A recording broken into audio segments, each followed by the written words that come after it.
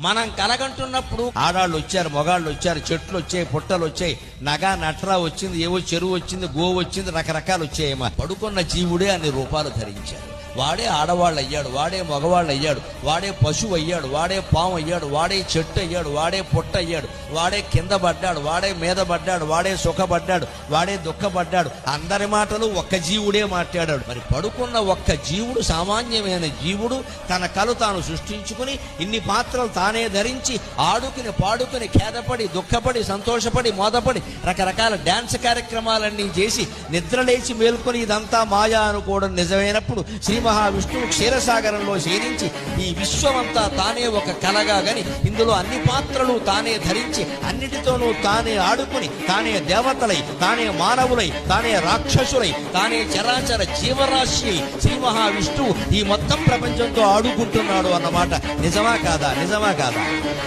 పక్కా నిజం, పక్కా నిజం, పక్కా నిజం.